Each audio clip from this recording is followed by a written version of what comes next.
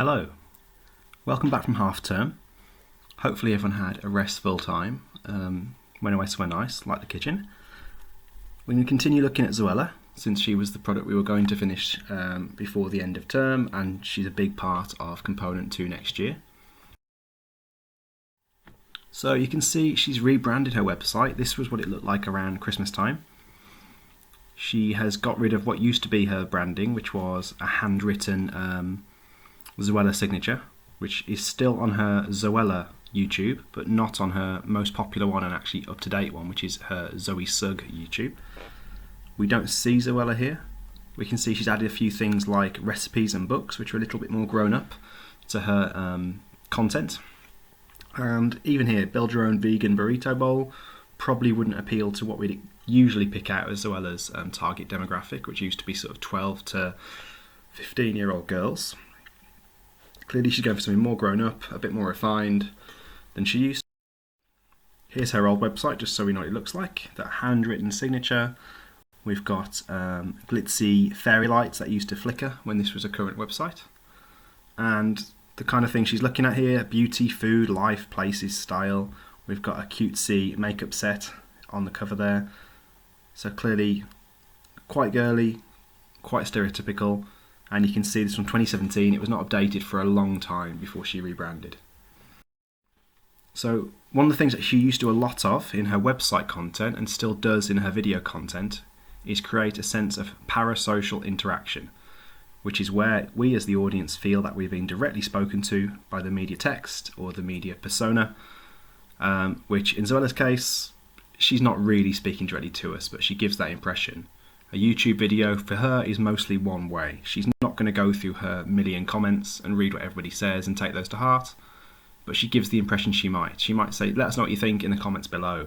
She might greet you with, hey guys, do you remember when we did this last time? We moved on to something else. She gives the sense that she cares about what's happened before, but she's still creating products in a fairly traditional sense, actually. So, how does her new product compare to her old product? You can see we've still got some hand-drawn elements. We've still got some bits that look like she could have drawn them herself. The leopard print there. She's still giving us a sense of that authenticity, a sense of that amateur aesthetic, just to kind of keep elements of her old persona in there. However, in terms of the bylines, who these web posts are by, it's now Team Zoella rather than by Zoe Sugg. It's making this seem as if it's a bigger product than it is. It's making it feel like a brand, more like a Vogue than it is one person. Argue this is what Zoella is doing. She's now got a team below her, and they actually make a lot of her content, because it's impossible for one person to make a magazine's worth of content on their own full time. However, on her website we do still see Zoella in one place.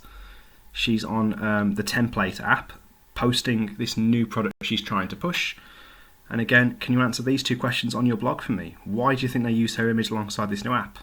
What does this imply about Zoella's brand? Key term we need to see in there is star or celebrity endorsement, for a bit of a hint for you. Here's her old Zoella page. There's still 11.5 million subscribers. She's not updated it in well over a year. Many of those subscribers are probably dead accounts. People who have got an account, it's subscribed to Zoella, but they don't really use it. They may have forgotten they're even subscribed to her, because she doesn't really get any new views on this account. They've all moved across here to her Zoe Sugg account. And this was a new video she did at Christmas time. I'd like you to answer these 3 questions for me. How is Zoella embracing her older viewers here? Look at the name, look at the content, find this video if you want to make me a couple of comments on it. How can we apply Livingston and Lunt? Why might the X-rated title be a benefit, tying into Livingston and Lunt? Hint, hint. And give me one other reason why she might have included that as the title, please. Okay. So when we're looking at Zoella, we need to look at representation. That will be a big part of one of the questions for her. It could be a 30-mark question. It could be a shorter part of a question. We don't know. It could be a 15 or a 30 marker. So how is she representing herself? Remember, Zoella is her own gatekeeper. She is the one at the end of the day who chooses what content can and can't pass through her filter. So is she representing reality, or is she giving you the full kind of warts and all reality of her life? Are we seeing a filtered reality, or are we seeing the truth? I would argue we're very, very rarely going to see the truth of what's happening in Zoella's life. We're always going to see a glossier version, as if I'm looking through your Instagram account rather than kind of just with you in person, that kind of thing. How is she reinforcing or challenging gender stereotypes? Does she use any gender-specific mode of address? Does she use any language that's particularly feminine? Does she target her products, her topics, her interests? Are these gendered in any way? Think about things like the way she pushes fashion, beauty. Some of these things may be stereotypical to go to one gender. She addresses certain issues and values, anxiety and body image. You might think, to what extent is she actually trying to hold a window to these things, a mirror to these things, and make them important in society? Or to what extent could she be argued to be part of the problem as well, in terms of creating a negative body image, creating a negative self-image with things like makeup and the over-reliance upon it? We've already looked at a couple of theories you can use, which is Gauntlet and his identity theory. But you could also, I would argue, bring in Hall and his preferred negotiated oppositional reception theory. So she's still active, particularly on things like Instagram, as her Zoe Sugg page is fairly regularly updated. But you can see from that middle page there, she's actually posting much more kind of grown-up products. Here she's advertising Mini. This is not aimed at 15-year-old girls, is it? Which we usually stereotypically say as well are fans. To be able to afford a Mini, or even drive a Mini, you've got to be over 17 at least. And to be able to afford the latest Minis, particularly an electric car, you need to have a lot of disposable income. So she has got an older audience. And again, just look at some of this content, the kind of things we're seeing. There's money posts, there's some quite expensive home products. That blender you can see up there, that mixer, they're around £800. They're very expensive pieces of kit. She's still pushing her app template. This is a business. This is Zoella making money, and arguably she's targeting older people now because there's more money to be made. Facebook, exactly the same posts, same things. It is all very carefully linked and branded. New theorist. So we've got a theorist called Judith Butler.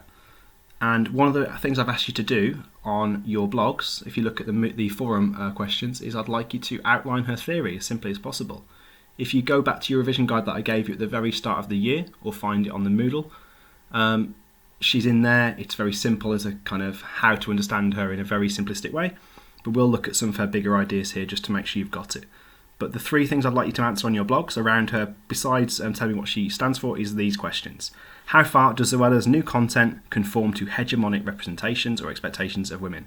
Remember, hegemony is where one group dominates society, and they will be careful with their media representations to ensure that they maintain that control by showing people and teaching people how they should and shouldn't behave. So for the longest time, that was white, male, upper class hegemony. And so women were put in their place in terms of you exist to be domestic, you exist to be subservient to men. How far is she still subverting those kind of ideas, conforming to those ideas? Or how far is she subverting them? Think about where Zoella does stand to be quite a strong woman. She's clearly the breadwinner in her family, of her and Alfie days. And in terms of Zoella, has anything drastically changed since we first started thinking about Zoella? Many of you already know her content from where she was a few years ago. Would you say she's drastically changed in the time you've understood Zoella? I'm sure all of you are aware of who she used to be versus who she is now. What's the big change she's gone through, if that makes sense? So make some notes in your blog. I'd like you to break down the core elements of this theory, and then the notes that are coming, and one video of your choice, any Zoella video from 2020 or late 2019, can be used as evidence to back these ideas up for the three questions you've just seen. So, who's Judith Butler? She had a theory which is called gender performativity theory, the one that we look at, and that sort of began formulating in her first book, Gender Trouble, Feminism and Subversion of Identity. So this is her most popular work, and she suggests that gender and sexuality are performative. So what we consider to be gender-appropriate behaviour, for example, this could be doing certain things like taking on certain roles, domestic and active roles, or it can be the way people dress, wearing dresses, makeup, long hair versus wearing, shirts and suits and short hair in men. All these things, the way we behave, are what we consider to be biologically inherent. We think that this is biological. We think that, oh yeah, you're a man, you do this. You're a woman, you do this. But actually, she would say that this is not biological. This is a performative thing that society and hegemonic control systems put in place for us. So we behave as individuals, we do individual things, but actually many of these things are not based on our gender. they're based on us conforming to what we think are the expectations of our gender, because these things are put in place by the hegemonic powers that be. So that's the gender performativity element of this theory, that we are playing our part in this kind of charade of, this is the man, he does this. This is the woman, she does this. Anything outside of that, as you can see in this second point, is considered abnormal. So if you are, a girl and you begin to do things that are seen as more masculine, that can start to be seen as abnormal, unusual. RuPaul's Drag Race, for example, men dressing as women, many people consider to be abnormal because they're looking at hegemonic control systems.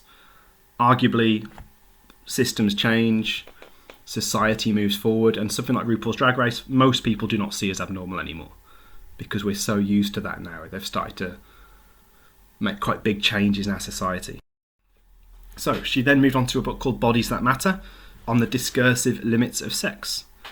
And this continued from a previous piece looking at performativity of gender, and here she really talks about the fact that this is involuntary because it's affected by heterosexual hegemony. The powers that be, the control systems, put these things in place and we play by their rules. And again, performativity, she said, is not the same as performance. It shouldn't be seen as an individual choice or playing a role. We're not choosing to play these parts, we are forced to. They are placed in power for us, and arguably people are punished if they step outside of these bounds. I mean, homosexuality was criminalised until 1967 in this country. And that arguably is people stepping outside of expectations of gender or sexuality. So these constructions are not something we choose, and often are not even conscious are happening, because it's happening at a big societal level through all the different things that happen in our society. Little boys are taught that they play with these kind of toys. You open up the Argos catalogue, you'll see dinosaurs, diggers, trucks, cars. Little girls, you'll see hair braiding, you'll see dolls, you'll see maternal, domestic things. And they'll be on pages that are pink. The boys' page will be green or blue. These things are put in place from a very young age, and actually the people even doing these things are probably not aware they're doing it. They're also been put in these positions by the hegemonic society they live in. It's completely subconscious, but it's now a massive part of our society. If you go into a different society, you go into a Papua New Guinea, for example, you'll find, tribal men who will wear makeup, and that would be the opposite of what men in our countries do. So they are based on context to a very large extent. So you've got a few questions. We'll move on to Stuart Hall next week. We're not going to do this today. If you want to get ahead of yourself, you could answer these questions, but you don't need to, and put them on a future blog post. But we'll leave it there for today, and please contact me on Moodle if there are any problems. There is a little speech bubble on the top right, and if there's any issues with any of this content, you don't understand something, just ask me and I'll be able to help you. Thank you.